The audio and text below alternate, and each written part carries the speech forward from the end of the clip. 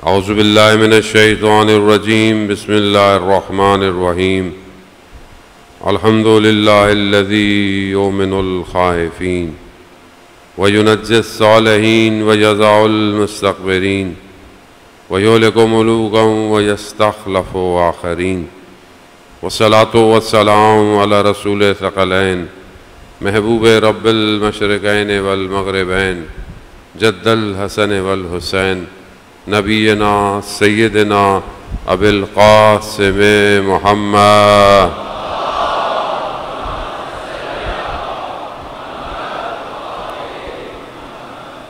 وعلی آلہ الطیبین الطاہرین المعصومین لا سیما بقیۃ اللہ فی الارضین روحی وارواحنا لتراب مقدم الفدا ولعنۃ اللہ علی اعدائہم اجمعین بسم اللہ الرحمن الرحیم رب اشرح لی صدری ویسر لی امری واحلل عقدۃ من لسانی یفقہوا قولی اما بعد فقد قال اللہ سبحانہ وتعالی فی کتاب الحکیم والقرآن المجید وما خلقت الجن والانس الا لیعبدون صلوات بھیجتے محمد وآلہ وسلم۔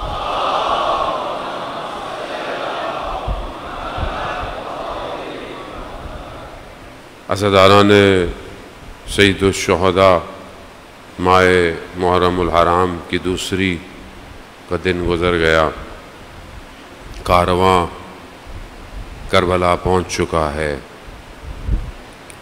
اور یہ عشق کی داستان اپنے اوج پر پہنچنے کے لیے تیار ہے۔ کس شان و شوکت سے یہ سواریاں آج اتری ہیں، مگر روز عاشوراء اسی شان و شوکت سے یہ دشت کربلا میں بکھر جائیں گے۔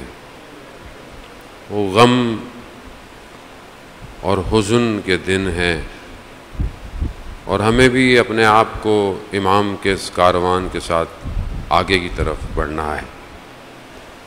خداوند متعال نے جو ہمیں توفیق دی ہے کہ ہم اس نجات کی کشتی میں بیٹھیں، چاہے دنیا میں کہیں پہ بھی ہوں، کسی سال ہو، کوئی بھی ایج ہو، اس سے کوئی فرق نہیں پڑتا، امام کی کشتی سب کے لیے ہے۔ اسی لیے مجالس اور عزاداری ایسی ہونی چاہیے کہ جو اس میں سب کے لیے دروازے کھلے ہوئے ہیں، کیونکہ امام حسین کشتی نجات ہیں۔ نجات میں آنے سے لوگوں کو روکا نہیں جاتا بلکہ اور دروازے بڑھائے جاتے ہیں۔ خدا کرے کہ ہم خود بھی اس کشتی میں سوار ہوں اور دوسرے لوگوں کو بھی سوار کر سکیں۔ یہ بڑی ذمہ داری کا کام ہے، یہ خدا کی طرف سے ایک توفیق ہے۔ روز محشر سوال بھی کیا جائے گا کہ ہم نے تمہیں اس مکتب میں پیدا کیا تھا، تم کتنوں کو اس مکتب میں لے کے آئے۔ سید الشہداء علیہ السلام کی زندگی کا مقصد اور ہدف اور قیام عاشوراء ہمارے لیے ایک بے قرار سمندر ہے اور اس میں سے ہر کنارہ انسان کو کمال پہ پہنچاتا ہے۔ کل آپ کی خدمت میں تھوڑی بہت گفتگو کی توفیق ہوئی کہ حدیث کی روشنی میں کہ جہاں امام جعفر صادق علیہ السلام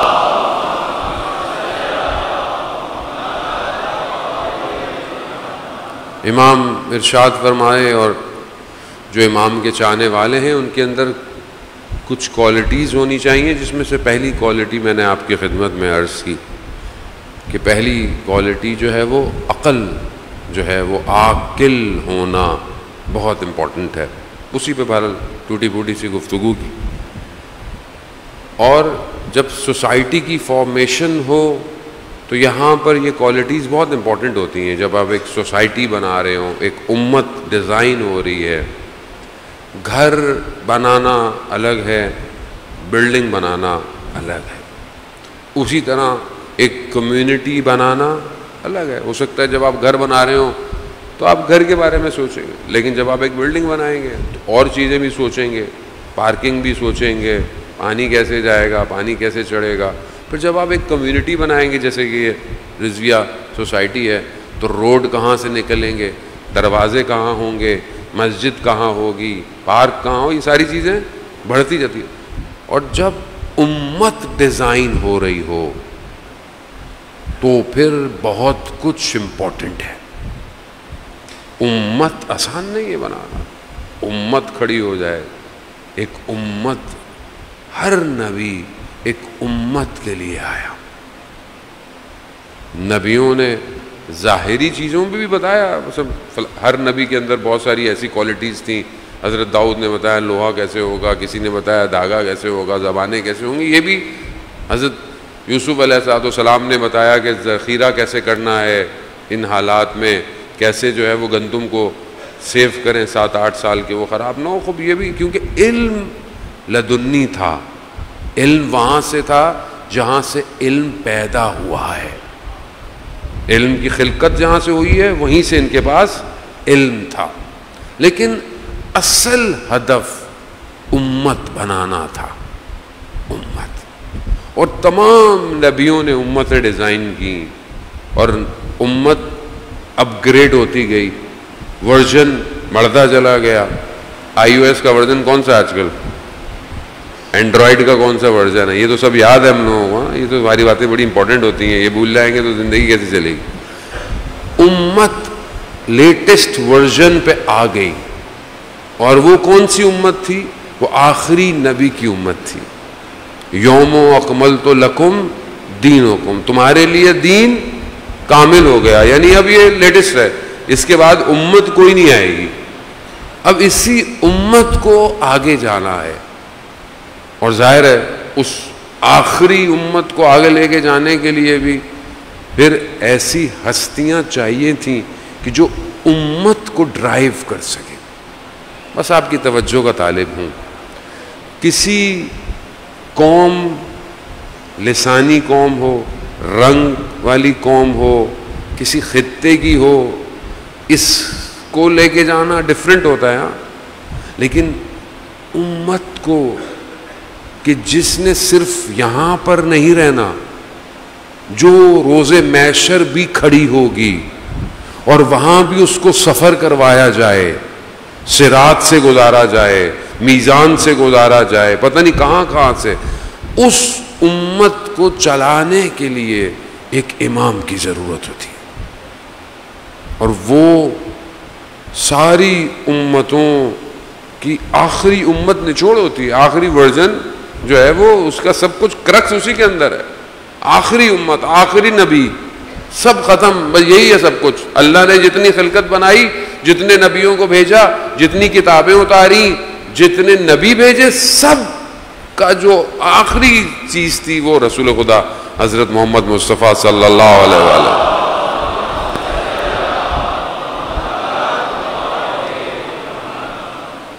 اب وہ امت کہ جہاں اتنی انویسٹمنٹ ہے نا، انویسٹمنٹ کی گئی، اب اس آخری ورژن میں وائرس آ جائے، وائرس بھی کیسا ہو کہ جو بالکل ختم کر دے، اس جگہ یہ صرف اس ایک امت کا مسئلہ نہیں ہے، یہ پیچھے 1,24,000 نبیوں کی محنت کا مسئلہ تھا۔ اسی لیے سید الشہداء نے کیا کہا جب مدینہ چھوڑا، کیا کہا کہ میں اپنے جد کی امت کی اصلاح کے لیے نکل رہا ہوں۔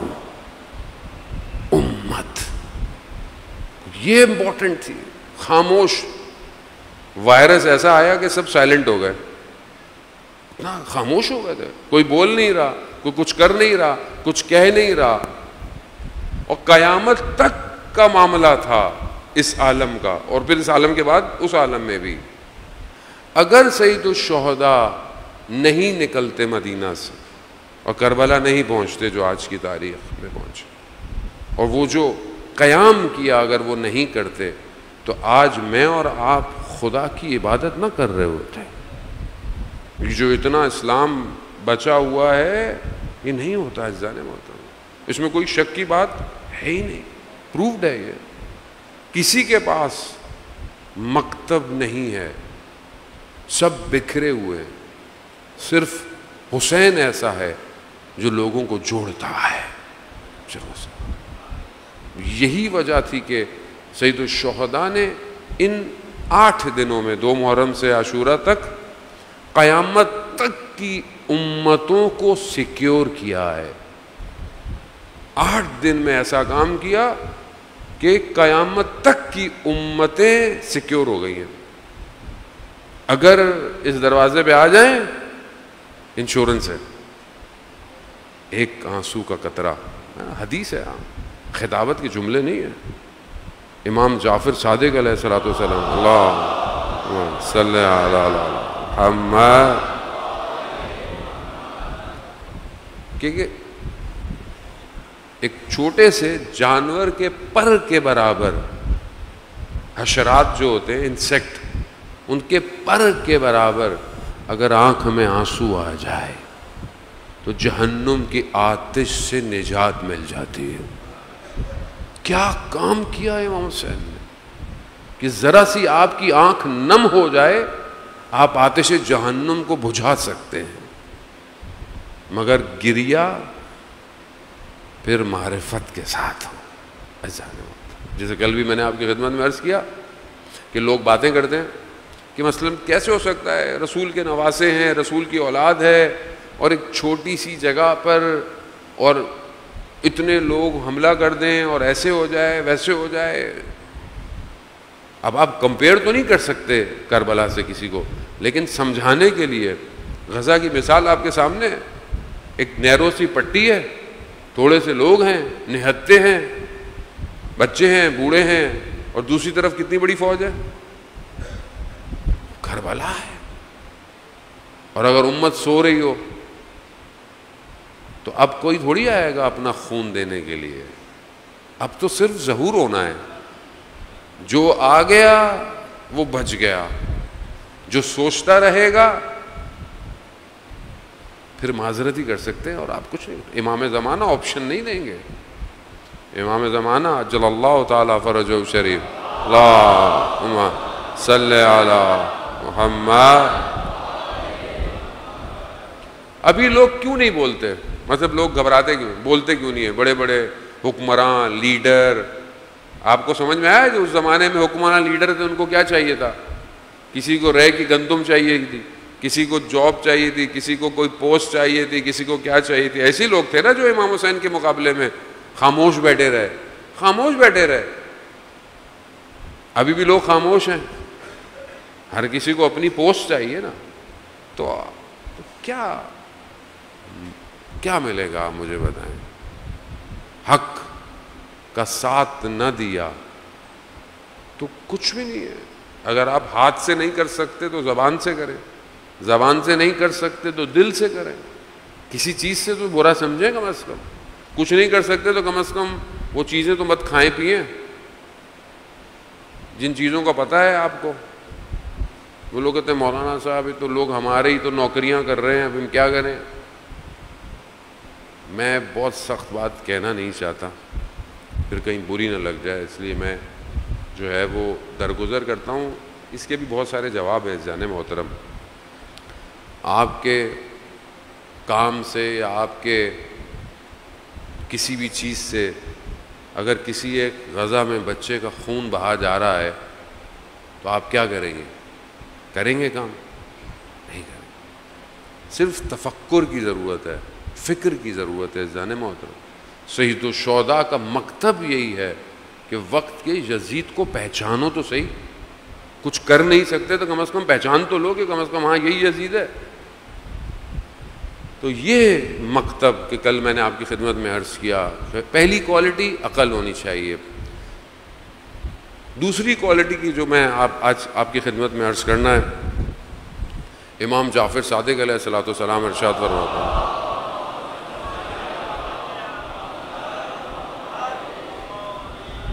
امام ایک اور حدیث میں ارشاد فرماتے ہیں کہ 5 چیزیں کسی کے اندر نہ پائی جائیں تو وہ ناقص ہے. امام فرماتے ہیں اس 5 میں سے مجھے ایک پہ گفتگو کرنی ہے, لیکن وہ میں 5 آپ کی خدمت میں بیان کر دیتا ہوں. پہلی چیز جو امام فرماتے ہیں کہ جو کسی کے اندر نہ ہو تو اس میں نقص ہے. وہ کیا ہے؟ وہ وفا ہے. یعنی انسان وفادار نہ ہو، یعنی کوئی کمٹمنٹ کرے اس کو پورا نہ کرے، وعدہ کرے اس کو پورا نہ کرے۔ ایک شخص آپ بولیں جب بھی اس سے کوئی بات کرو یہ بات پہ پورا ہی نہیں ہوتا، تو اس کی کیا ویلیو ہوگی آپ کے سامنے کہ یہ کام کرنا، ہاں ہاں میں کر دوں گا، ہاں ہاں میں آ جاؤں گا، ہاں میں یہ کر لوں گا، اور آپ دیکھیں کہ کبھی بھی کمٹمنٹ پورا نہیں ہوتا، تو وہ شخص کی کریڈیبلٹی نہیں ہے۔ دوسری کوالٹی حیا، حیا جو ہے اس کی خیر اور بھی بہت ساری احادیث ہیں۔ حیا صرف خواتین کے لیے نہیں ہے کہ آپ بولیں شرم و حیا خواتین میں، نہیں، مرد کے لیے بھی آیا۔ اگر حیا نہ ہو تو انسان ادب احترام کسی کا نہیں کر سکتا، یعنی بے حیا ہو جائے تو کسی کا بھی احترام نہیں کرے گا، رسپیکٹ نہیں کرے گا۔ اور سب سے بڑھ کر حیا انسان کو خدا کے آگے جھکا کے رکھتی ہے۔ انسان اگر کسی اور کی حیا نہ کرے، کم از کم اسے یہ تو پتا ہے کہ خدا دیکھ رہا ہے، خدا تو اس کو دیکھ رہا ہے، کوئی نہیں دیکھ رہا مگر پروردگار تیرے سامنے میں حیا کرتا ہوں۔ ہمارا تو ایمان اور عقیدہ یہ ہے کہ ہمارے وقت کا امام ہمیں دیکھ رہا ہے، تو اگر ہمیں کسی اور سے شرم و حیا نہیں تو اپنے وقت کے امام سے تو ہونی چاہیے کہ امام دیکھ رہے۔ آیت اللہ تقی بافقی کا واقعہ آج پڑھا تھا میں، وہ ایک شخص مسجد جمکران گیا اور مشکل میں تھا، مسجد جمکران سے نکلا تو ایک سید ملے انہیں، اور انہوں نے کہا کہ فلانے شخص کو دیکھو وہ سڑک پہ صفائی کر رہا ہے، آیت اللہ عالم صفائی کر رہا ہے، اس کے پاس جانا، اس کو بولنا جو تمہارے پاس پیسے ہیں مجھے دے دے۔ تو یہ گیا ان کے پاس، کہا کہ وہ مجھے کسی سید نے بھیجا ہے کہ آپ کے پاس کچھ پیسے ہیں۔ تو انہوں نے سب سے پہلے اپنے سر پہ ہاتھ مارا کہ مجھے امام کیوں نہیں ملے، تمہیں مل گئے۔ تو خیر وہ انہوں نے دے دیا۔ آیت اللہ تقی بافقی کا واقعہ ہے کہ جب یہ عراق سے ایران آ رہے تھے زمینی راستے سے، تو بہت سردیوں کی رات تھی، بہت برف، تو انہوں نے بولا کوئی جگہ رات کو گزارنے کے لیے چاہیے، یہ بتانے کے لیے کہ امام کتنا قریب ہوتا ہے۔ تو یہ جانے لگے، تو وہ قہوہ خانہ جیسے چائے کی دکان ہوتی ہے تو وہاں جانے لگے، لیکن وہاں پر لوگ ایسے اوباش بدماش ٹائپ کے بیٹھے ہوئے تھے تو مناسب نہیں تھا۔ اب ان کو پتہ بھی رات بھی گزارنی ہے، برف گر رہی ہے، تو انہوں نے دیکھا کہ درخت کے نیچے ایک سید بیٹھا ہوا ہے، اور انہوں نے کہا کہ تم ادھر آ جاؤ، وہ جگہ تمہارے لیے مناسب نہیں ہے۔ رات گزاری، باہر برف ہے، درخت کے نیچے گرمی ہے، آرام سے رات گزاری، فجر ہوئی، کہا نماز پڑھیں، نماز پڑھی، پھر نکلنے لگے، جانے لگے، تو ان کو احساس ہو گیا کہ یہ کوئی اور نہیں ہے، یہ وقت کے امام ہیں۔ جیسے ہی احساس ہوا تو امام نے فوراً کہا کہ اب جب کہ آپ کو پتہ چل چکا ہے تو ہم جا رہے ہیں۔ تو کہا مولا پھر کب ملیں گے؟ کہا کم میں ملیں گے اور سبزہ زار میں ملیں گے، خراسان۔ کم گئے، اندر بے چینی، تڑپ، 2-3 دن رہے، امام سے ملاقات نہیں ہوئی، چلے گئے۔ سبزہ زار پہنچے، کہا کہ پتہ نہیں اب امام ملیں گے کہ نہیں ملیں گے، ایسے میں امام نے ہاتھ رکھا تو کہا مولا میں تو کم میں آپ کا انتظار کر رہا تھا۔ کہا میں کم میں حرم کے باہر جو ہے وہ کھڑا ہوا تھا آپ کے برابر میں، مگر ایک خاتون آپ سے مسئلہ پوچھ رہی تھیں اور آپ سر جھکائے مسئلے کا جواب دے رہے تھے، میں آپ کے برابر میں کھڑا ہوا تھا۔ عزیزان محترم، ہمیں نہیں پتا کہاں ہمارا امام ہمارے ساتھ، اسی لیے کسی اور سے نہیں تو امام سے ضرور حیا کیا کرے، کہ انسان حیا کوئی نہیں دیکھ رہا، امام دیکھ رہا ہے۔ یہ دوسری کوالٹی۔ تیسری کوالٹی امام کہہ رہے ہیں کہ انسان کے اندر ہونی چاہیے، وہ حسن خلق ہے، یعنی انسان کا اخلاق اچھا ہونا چاہیے۔ انشاءاللہ اس پہ بعد میں بات کریں گے۔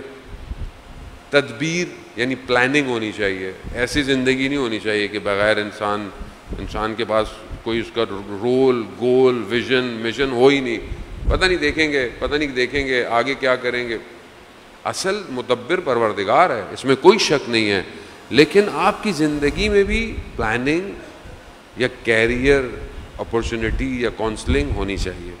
پانچویں جو چیز جس پہ گفتگو کرنی ہے وہ امام فرماتے ہیں کہ یہ ساری خصوصیتیں اس کے اندر جمع ہو جاتی ہیں، اور وہ کیا ہے؟ وہ ہے احرار، یعنی آزاد ہونا، حر ہونا، حر یعنی آزادی انسان کے اندر ہونی چاہیے۔ آزادی کیا ہے؟ یہی ہے۔ امام نے کیا فرمایا تھا؟ امام کے جملے یقیناً آپ کو یاد ہوں گے کہ جب روز عاشورہ امام جو ہیں وہ زمین کربلا پر ہیں اور بدن اتنا زخمی ہے کہ امام ہل نہیں سکتے، اور انہوں نے خیموں کی طرف حملہ کیا، تو امام نے کیا کہا تھا؟ اگر تمہارے پاس دین نہیں ہے اور تم قیامت پہ یقین نہیں رکھتے تو کم از کم آزاد تو رہو، آزاد تو رہو، میں بھی زندہ ہوں۔ یہ جو آزادی ہے یہ بہت امپورٹنٹ ہے۔ کل میں نے تھوڑی سی گفتگو کی تھی، آزادی کسے کہتے ہیں؟ اصل آزادی کیا ہے؟ یعنی کوئی رکاوٹ نہ ہو، کوئی باؤنڈری نہ ہو، کوئی شرائط نہ ہو، آپ جو دل چاہے کریں، تو یہ آزادی نہیں ہے۔ اصل میں آزادی کی ڈیفینیشن کیا ہے کہ ہم آزاد ہو جائیں۔ کس سے آزاد ہو جائیں؟ کس چیز سے؟ آزادی پازیٹیو بھی ہے، آزادی نیگیٹو بھی ہے۔ انسان بولے بھائی مجھے کچھ بھی نہیں کرنا، بچہ بولے بس مجھے چھوڑ دو، بچے ہوتے ہیں نا بعض اوقات، بس ہمیں آزاد کر دو، بہت ہو گیا، بچے تھوڑی ہیں، ہم بڑے ہو رہے ہیں، ہمیں کچھ بھی کرنے دو۔ بھائی کیا کریں؟ کیا کرنا ہے تم نے؟ جب آپ اسکول میں پڑھتے ہیں تو اسکول کے اندر آپ کو پڑھنا تو پڑتا ہے نا، مطلب اتنی کلاسیں لیں گے، اتنے دن چھٹی کریں گے، کیا ہوگا؟ اسکول سے باہر نکال دیں گے۔ تو کیا آزادی ہے؟ آزادی ہے، مگر شرائط کے ساتھ۔ وہ میں مولانا صاحب اڑنا چاہتا ہوں، ہاں کودو اوپر سے۔ کیا چیز اڑنے نہیں دیتی آپ کو؟ کون سی چیز ہے جو آپ کو اڑنے سے روکتی ہے؟ گریوٹی۔ گریوٹی آپ کو اڑنے نہیں دیتی ہے۔ بولو مولانا صاحب یہ کہ اب آزاد ہے، بندہ اڑنا چاہیے، اڑو، پر لگاؤ، جہاز بنانا پڑے گا، چیزیں بنانی پڑیں گی۔ خود گریوٹی آپ کو نیچے کھینچتی ہے، یعنی وہ لمیٹیشن ہے آپ کی کہ آپ اگر جانا ہے تو اس کے لیے پھر آپ کو کچھ اور کرنا پڑے گا۔ اسی طرح مطلب میں کچھ بھی کھاؤں، سب کچھ کھا لوں، سب کچھ کھا لو تو پھر ڈاکٹر پہ اٹھا کے لے کے جانا پڑے گا، بھائی سب بھی نہیں کھا سکتے، کولیسٹرول ہے، شوگر ہے، 100 بیماریاں ہیں، یعنی ہر چیز میں لمٹ۔ اب یہ جو لمیٹیشن ہے، کیا یہ زبردستی ہے؟ ہر چیز کے اندر قوانین ہے، آزادی نہیں ہے۔ میں جہاں دل چاہے بیٹھ جاؤں مولانا صاحب مجلس سننے کے لیے، جہاں دل چاہے بیٹھ جاؤ، بس یہاں نہیں بیٹھنا بھائی، اتنی لمیٹیشن ہے، نیچے بیٹھو، یہاں نہیں بیٹھو، یہاں بیٹھو تو پھر ہم نیچے بیٹھ جاتے ہیں، ہم آپ کی سن لیتے ہیں۔ یعنی ہر جگہ آزادی ہے، مگر ایک قید ہے، ایک شرط پائی جاتی ہے۔ اب کہ بس آج کل تو دنیا کہتی ہے نا بس آزاد ہو جائے، اسلام جو ہے وہ سختیوں کا مذہب ہے، مولانا صاحب زبردستی حجاب کرائیں، نمازیں پڑھائیں، یہ کیا ہے؟ تو آزادی نہیں ہے، جو دل چاہے کریں، نہیں۔ آزادی اتنی ہے۔ کسی نے پوچھا مولا کائنات حضرت علی ابن ابی طالب علیہ اللہ،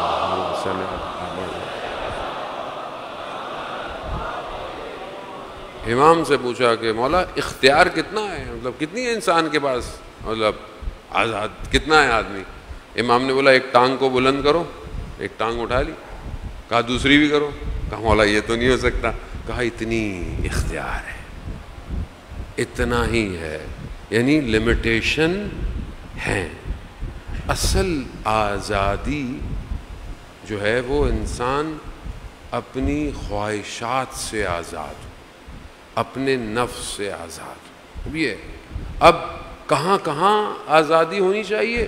تو یہ بہرحال جو ہے وہ چند چیزیں ہیں کہ جس میں ہمیں دیکھنا ہے کہ عقیدے میں انسان آزاد ہے۔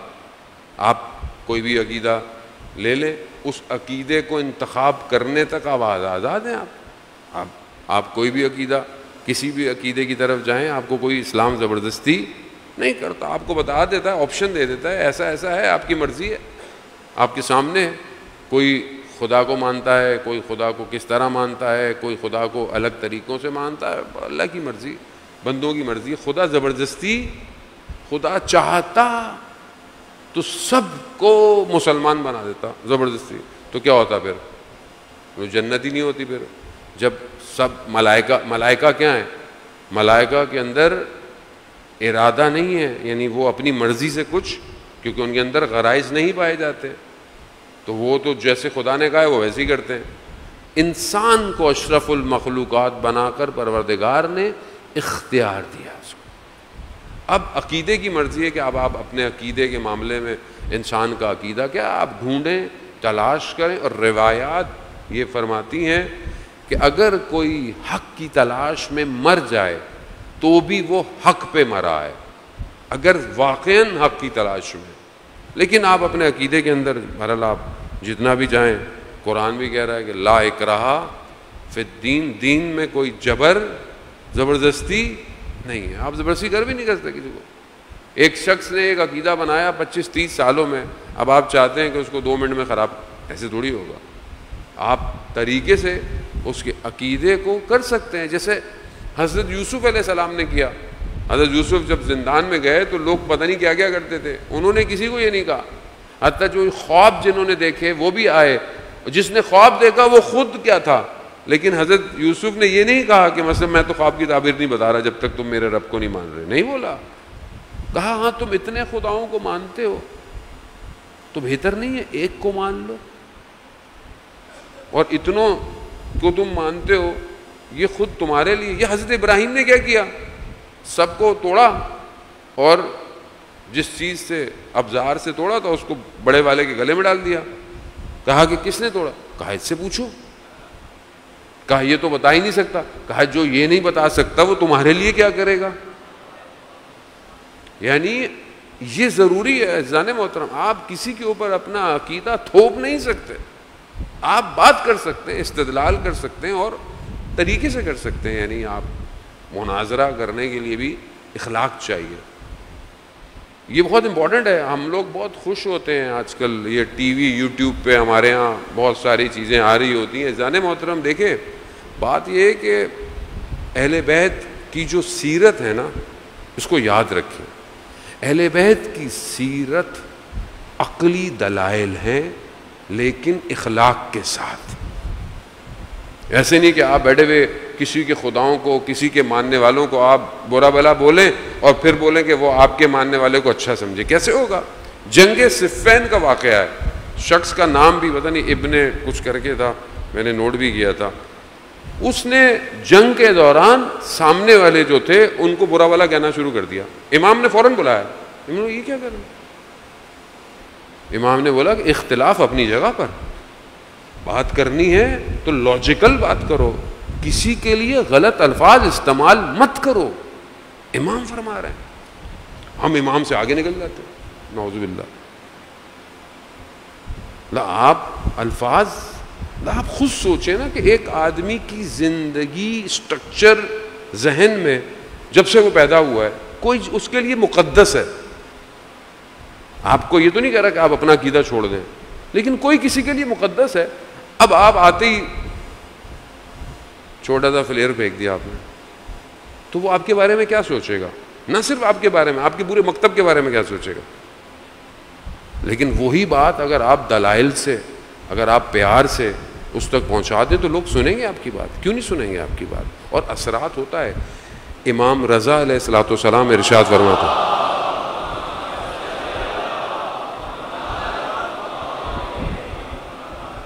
امام ارشاد فرماتے ہیں کہ تم لوگوں تک ہماری بات پہنچا دو، لوگ خود ہماری طرف آئیں گے، خود آئیں گے۔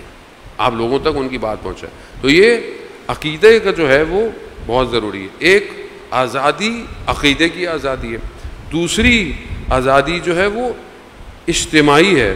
مثال کے طور پر اجتماع میں آپ چاہتے ہیں آزادی ہو، لیکن آپ کسی کے گھر میں تھوڑی گھس سکتے ہیں، آپ کی 4 دیواری آپ کی لمٹ ہے۔ آپ بولے میں اگلے گھر میں گھس جاؤں۔ صدر اسلام کا واقعہ ہے کہ ایک شخص کا درخت کسی اور کے گھر کے اندر آ رہا تھا اور وہ بغیر پوچھے گھس جاتا تھا اس کے گھر میں۔ اب اس کے گھر والے بیٹھے ہیں، یہ بول رہے ہیں، تو اس نے آ کے رسول خدا کو شکایت کی کہ یا رسول اللہ، یہ گھر میں بغیر پوچھے آ جاتا ہے، میرے گھر میں میری خاتون کے سر پہ چادر نہیں ہوتی یا کچھ نہیں ہوتا، یا ہم آرام سے بیٹھے ہوئے، یہ آ جاتا ہے درخت میں اپنے درخت کے پھل کاٹنے کے لیے۔ تو رسول خدا نے اس کو بلایا، کہا کہ بھائی ایسا نہیں کرو، اس کا گھر ہے، لیکن وہ بہت ہی اب کچھ کہہ بھی نہیں سکتا آدمی۔ تو رسول خدا نے اس کو اتنا سمجھایا کہ بھائی ایسا کرو، یہ درخت بیچ دو. کہا نہیں میں بیچوں گا نہیں. کہا اچھا ایسا کرو کہ یہ گھر خرید لو. کہا یہ بھی نہیں خریدوں گا. کہا اچھا میں تمہیں اس درخت کے بدلے میں جنت میں درخت دوں گا. تو آگے سے کیا کہتا ہے؟ کہتا ہے کہ جو چیز دیکھی نہیں اس کا سودا کیسے کروں. تو پھر بعد میں پھر کیا کیا؟ رسول خدا تھے, رسول خدا نے کچھ لوگوں کو بھیجا, کہا اس کا درخت اکھاڑ دو اور اس کے گھر کے باہر رکھ دو, جتنا دیکھنا ہے اب دیکھے بیٹھ کے. اجتماع ایسی ہے نا, آپ اجتماع میں یہ نہیں کر سکتے کہ بھائی میں فلانے کے قانون ہے, آپ گھر بنا رہے ہیں, محلے میں رہ رہے ہیں, آپ کو دوسرے کا احترام رکھنا ہے. آزادی کی ایک لمٹ ہے. اسی طرح اکنومیکل آزادی, اقتصادی, اس میں بھی آپ یہ نہیں کر سکتے کہ سارا مال اٹھا لیا, جیسے ہمارے معاشرے میں بھی ہوتا ہی ہے شاید کہ ایک سب مال آپ نے جمع کر لیا, ذخیرہ اندوزی کر لی. کتنی احادیث ہیں کہ جو اس پر جو ہے وہ سختی ہے کہ آپ یہ نہیں کر سکتے کہ مال ایک ہی طرف سارا چلا جائے. وقت نہیں ہے, میں بہت زیادہ اس پہ اتنی گفتگو نہیں کروں گا. اور یہ ساری جو آزادی ہے وہ آہستہ آہستہ جو ہے وہ, لیکن اب انسان جب آزاد ہے, زبان آج کے دنیا کے اندر کیا ہے کہ انسان جو ہے وہ گفتگو آزاد ہے, یعنی آپ کچھ بھی بولیں, لیکن یہ کچھ بھی بولیں ویسٹ میں صرف اسلام کے لیے, یعنی جی بولنے پہ تو آزادی ہے, کوئی کچھ بھی کہہ دے, قرآن کو کوئی کچھ کہہ دے, رسول کو کچھ کہہ دے, لیکن ابھی آپ ان کے لیے کچھ بولنا شروع کر دیں تو ابھی آپ کے ساتھ دیکھیں وہ کیا کرتے ہیں. آپ ویسٹ میں جو ہے وہ کوئی جینوسائڈ پہ بات کر لیں تو آپ پہ پابندی لگ جاتی ہے, آپ کسی پہ بھی کچھ کر لیں. تو یہ کوئی آزادی نہیں ہے. اسلام بھی یہ نہیں کہتا کہ آپ کچھ بھی بول لیں. جو بھی بولنا ہے اس میں پہلی چیز حکمت ہونی چاہیے. حکمت یعنی آپ دیکھیں نا کہ کس طرح قرآن جو ہے وہ حضرت لقمان کی تعریفیں کر رہا ہے.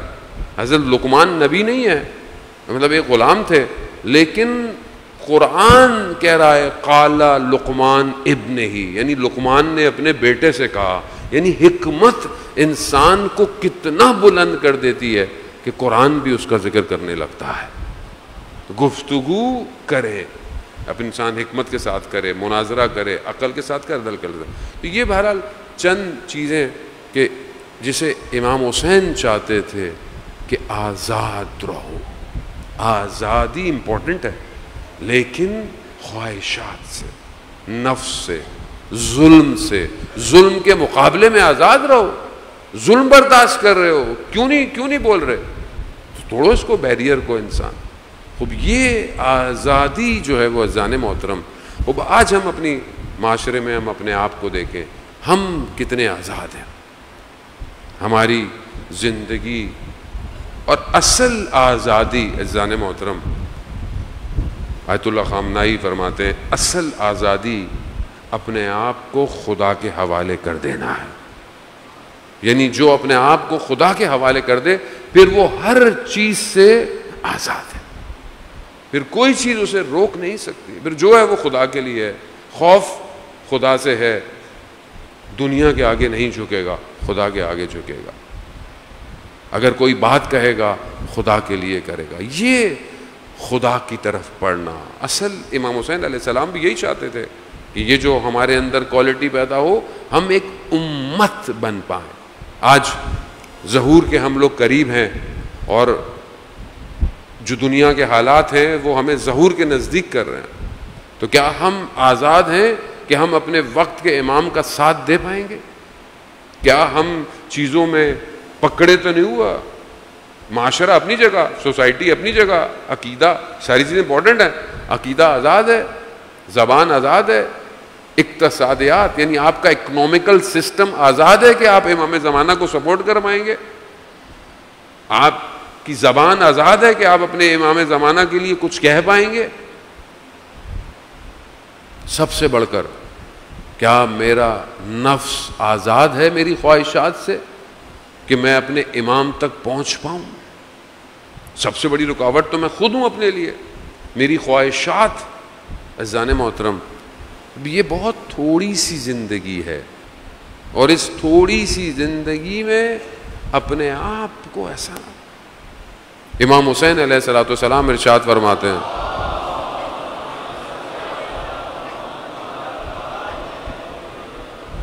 امام ارشاد فرماتے ہیں کہ یہ جو دنیا کی شیرنی یعنی دنیا کی حلاوت یعنی دنیا کی مٹھاس، یا یوں کہیں کہ یہ دنیا میں پلیجر ہے، مزے، ساری چیزیں ہیں، کھانے میں ہوں، رہنے میں ہوں، دیکھنے میں ہوں، بولنے میں ہوں، پینے میں ہوں، یہ دنیا کی جتنی بھی چیزیں لذتیں ہیں اور دنیا کی جتنی تلخیاں ہیں، امام حسین فرماتے ہیں جتنے امتحان ہیں آپ کی زندگی میں، جتنی مصیبتیں ہیں، بیماریاں ہیں، مشکلات ہیں، یہ سب امام فرماتے ہیں یہ خواب ہے، خواب.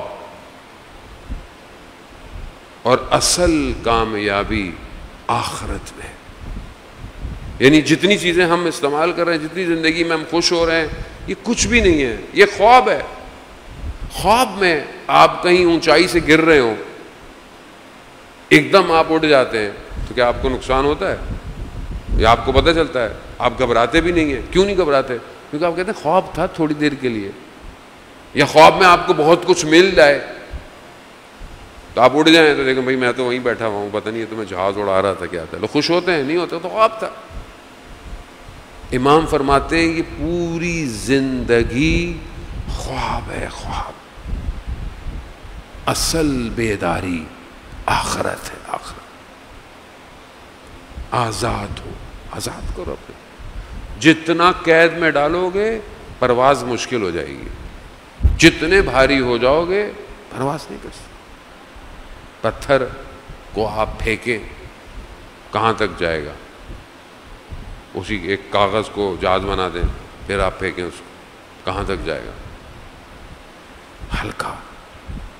وجود کو گناہوں سے ہلکا کرے. دنیا کی یہ جو اٹیچمنٹ ہے ہلکا کر. جتنے ہلکے ہوں گے اتنی تیزی سے پرواز کریں گے. کربلا اسی لیے ہے. آؤ اپنے آپ کو آزاد کرو اور اپنے آپ کو اپنے امام کے حوالے کر دو. خود نہیں جا سکتے، کوئی مسئلہ نہیں، امام لے کے جائیں گے. آپ کے سامنے یہ جو لوگ کربلا میں آئے تھے، کیا یہ سب بہت پہلے سے کہیں پہنچے ہوئے تھے؟ نہیں، یہ امام تک پہنچے، امام لے گئے. آج دوسری محرم کارواں جب آیا تو کارواں کو کس نے روکا؟ جس نے رخ اس طرف کیا کون تھا روکنے والا؟ حر نے روکا کارواں. اور امام کے جب سواری کو پکڑا تو امام نے کیا کہا؟ حر تیری ماں تیری عزا میں بیٹھے. جو اندر سے آزاد ہے وہ اسی در پہ جھکتا ہے. جو جھک نہیں رہا اس کے لیے پریشان مت ہوا کریں، وہ آزاد ہی نہیں ہے. جو آزاد ہے وہی انہی کا غلام ہے. اصل آزادی یہی ہے. حر شب عاشورہ اذان 2 محرم خیمے. امام جب اس سرزمین پر آئے ہیں، آپ سنتے رہتے ہیں، میں دوبارہ تبرکاً آپ کی خدمت میں عرض کر رہا ہوں. امام جب اس سرزمین کے پاس آئے تو بعض لوگ کہتے ہیں سواریاں رک گئیں، چل نہیں پائیں. امام تھے ہماری تعلیم کے لیے. امام نے پوچھا یہ کون سی جگہ ہے؟ کسی نے کہا نینوا ہے. امام نے کہا اور اس کا کیا نام ہے؟ کچھ اور نام، کربلا کے چند نام ہیں جو بتا. پھر جب کسی نے کہا نا یہ کربلا ہے تو بس امام نے کہا بس یہی خیمے لگا دیں. بس عزیزان محترم 2 محرم خیمے لگ گئے. کس شان اور شوکت سے یہ سواریاں پہنچی ہیں. مکہ سے کربلا تک تقریباً 24 دن لگے ہیں. حج توڑا ہے انہوں نے 9 محرم، 9 ذی الحج، 8 ذی الحج کو احرام کو آزاد ہوئے، 2 کو پہنچے. 24 دن تقریباً 24 دن. یہ اللہ اکبر. کعبہ سے یہ سواریاں وہاں پہنچی جہاں تجلی ہونی تھی۔ عشق کا سفر تھا جو کربلا کے رکا ہے۔ خیمے لگ گئے، انشاءاللہ خدا توفیق دے کے آگے ہم ان خیموں پہ گفتگو کر سکے، مگر یہاں حضرت حر، آپ دیکھیں نا کہ جب انسان آزاد ہو جاتا ہے، حضرت حر جیسی شخص، آج بھی حضرت حر کتنے لوگوں کو آزاد کر رہے ہیں۔ آج بھی آپ ان کی زیارت پہ جائیں، خدا توفیق دے، کتنے لوگوں کو حضرت حر کہاں پہنچا رہے ہیں۔ یعنی جب ایک شخص آزاد ہو جائے تو کتنے لوگوں کو وہ خود لے جاتا ہے امام حسین کے کاروان میں۔ ایک عالم دین تھے، مریض تھے بہت زیادہ، اور ان کے دوست ان کو حضرت حر کی زیارت پہ لے کے گئے تو وہ ہل نہیں سکتے تھے، لیٹے ہوئے تھے، بدن میں مشکل تھی، تو دوست چھوڑ کے چلے گئے کہ ہم کہیں اور سے ہو کے آتے ہیں۔ تو انہوں نے دیکھا کہ ایک عرب خاتون آئی اور انہوں نے حضرت حر کی جالی کو پکڑا نیچے سے، اور وہاں پر یا کاشف الکرب ان وجہ الحسین اکشف کربی بحق الحسین، اے وہ جس نے امام حسین کے چہرے سے کرب کو دور کیا، مجھے شفا دے دے حسین کے صدقے میں۔ کہتے ہیں اس نے ایک جالی پکڑی، پھر اوپر، پھر تین، کرتے کرتے وہ شفا لے کر چلی گئی، اور کہتے ہیں میں وہاں بیٹھا ہوا یہ دیکھ رہا ہوں، میں نے اپنے آپ کو بڑی مشکل سے زری کے قریب کیا اور میں نے بھی ایک ایک پکڑنا شروع کیا اور پڑھنا شروع کیا، یا کاشف الکرب ان وجہ الحسین۔ کہا میں نے دیکھا آہستہ آہستہ میرے بدن میں ایک انرجی آنا شروع ہوئی اور میں سالم کھڑا ہو گیا۔ اور ہم نہیں سمجھے ان ہستیوں کو، کیونکہ یہ سب ستارے ہیں نا، اور ظاہر ہے خورشید حسین ہے تو ستارے روشنیوں میں نظر نہیں آتے، مگر ستارے تو ہیں اذان۔ حضرت حر شب عاشورہ خیمے میں ٹہل رہے، ساتھ شخص نے پوچھا حر کیا ہوگا، پریشان لگتے ہو؟ کہاں قرار نہیں تھا کہ صبح جنگ ہو، میں تو جنگ کے لیے نہیں آیا تھا۔ وہ سمجھا کہ شاید ڈر گئے۔ کہا حر کوفہ میں سب سے شجاع ترین شخص اگر کوئی پوچھے کون ہے تو تمہارا نام لیتے، تمہیں کیا ہو گیا ہے؟ کہا نہیں، میں اپنے آپ کو جنت اور جہنم کے درمیان میں دیکھ رہا ہوں۔ بس حر نے وہ رات گزاری اور دن ہوتے ہی امام کی خدمت میں گیا اپنے بیٹے کے ساتھ۔ جناب علی اکبر نے امام حسین سے کہا کہ بابا حر آئے ہیں۔ امام نے کہا ہاں حر کو آنے دو، آنے دو۔ حر آئے امام کی خدمت میں، خدا کی بارگاہ میں توبہ کی۔ امام نے حر کو قبول کیا۔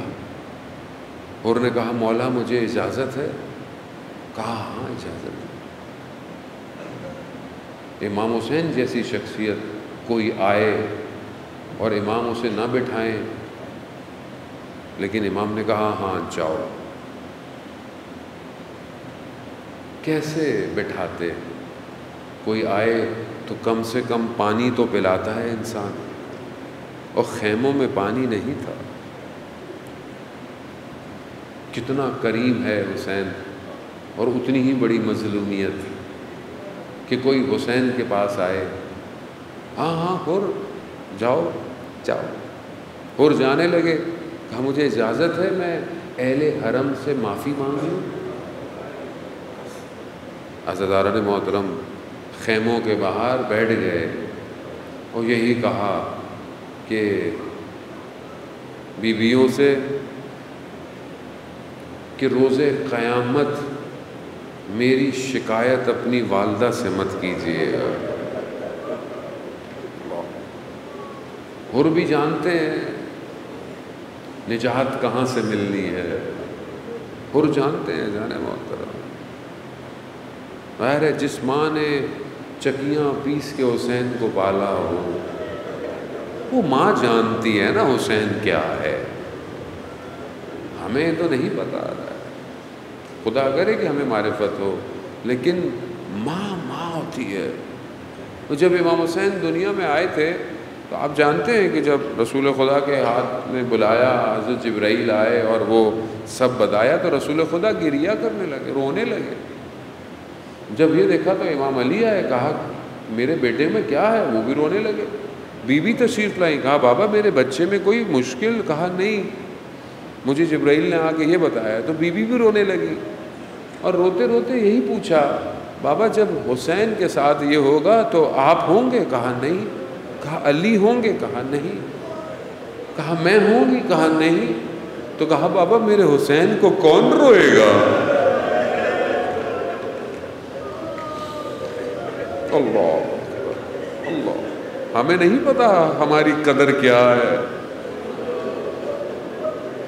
رسول خدا نے کہا نہیں بیٹی، خدا ایک قوم پیدا کرے گا جو تمہارے حسین پہ گریہ کرے گی۔ اللہ اللہ، ہاں زیادہ حر جانتے تھے، حر نے اس لیے کہا کہ روز محشر اپنی والدہ سے میری شکایت مت کیجیے گا۔ کیوں؟ کیونکہ حر نے تو روکا تھا، حر نے روکا تھا، خیمے لگے ہیں، اب حر کیا کرے؟ مگر کتنا کریم خاندان ہے۔ حر سے پہلے حر کا بیٹا گیا اور پھر گر گیا، بس آخری مراحل ہیں۔ آپ سے التماس دعا عزیزان محترم، حر اپنے جوان بیٹے کے بدن پہ پہنچا، جیسے ہی پہنچا نا تو پھر خود امام حسین پہنچ گئے، اور امام حسین نے حر سے ایک جملہ کہا۔ حر جوان بیٹے کے لاشے پہ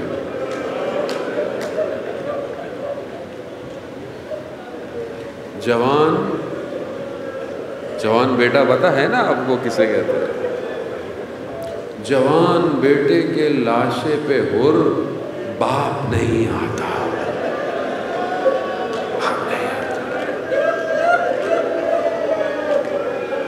ابھی عاشورہ کا دن عجیب ہے۔ میں کہوں گا حر اگر آپ کچھ دیر رک جاتے تو آپ دیکھتے ایک جوان جب گرے گا تو ایک باپ نہ جانے کس طریقے سے اس تک پہنچے گا۔ اللہ، کس طرح پہنچے گا؟ حر گئے، حر نے بھی جو ہے وہ جنگ کی، جتنا کر سکتے تھے، حر بھی گرے، حر کے بدن پہ امام پہنچے، سلام ہو اس پیاسے شہید پر، سلام ہو سیدہ کے بیٹے پر جو صبح سے ان بدنوں پر پہنچتا رہا، درد محسوس کریں، غم تھوڑا محسوس کریں، کچھ تو اور ہم کر نہیں سکتے۔ جب حر کے بدن پہ پہنچے نا تو حر کہتے ہیں خون ماتھے پہ تھا، صاف کیا، اپنی ماں کا رومال نکالا۔ اللہ، یعنی امام حسین کہہ بھی دیتے تو بھی کافی تھا، مگر نہیں، کہا حر دنیا میں تمہیں ثبوت دے دوں گا کہ میری ماں نے تجھے معاف کر دیا۔ ماں کا رومال نکالا، ماتھے پہ حر کے باندھا، اور کیا جملہ کہا میرے مولا نے، حر تیری ماں نے تیرا نام کتنا اچھا رکھا، حر تو آزاد ہو گیا۔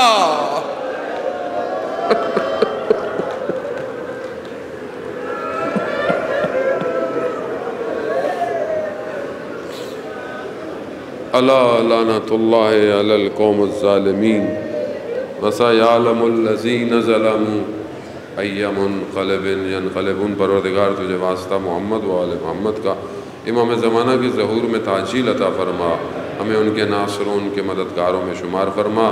حاضرین کی تمام جائز خواہشات کو پورا فرما، جہاں بھی مجلس، ماتم، جلوس، عزاداری ہو رہی ہے ان سب کی حفاظت فرما، علماء کرام کو، مرثیہ خواں کو، نوحے پڑھنے والوں کو، سلام پڑھنے، اسکاؤٹس کو، سیکیورٹی کو، پولیس ہو، رینجر ہو، انتظامیہ، ٹرسٹ، ویڈیو بنانے والے، ساؤنڈ، جو جہاں امام حسین کی خدمت کر رہا ہے پروردگار ان کی توفیقات میں اضافہ فرما، انہیں طول عمر اور سلامتی عطا فرما۔ پروردگار فلسطین کے مسلمانوں کی حمایت فرما، ان مظلوموں کے لیے مسلمانوں کو یکجہتی کی توفیق عطا فرما، پاکستان کو عزت اور استحکام عطا فرما، اس کے دشمنوں کو نیست اور نابود فرما۔ اللہم ارزقنا زیارت الحسین فی الدنیا و شفاعتہ فی الآخرہ۔ صلوات بیت محمد و علیہ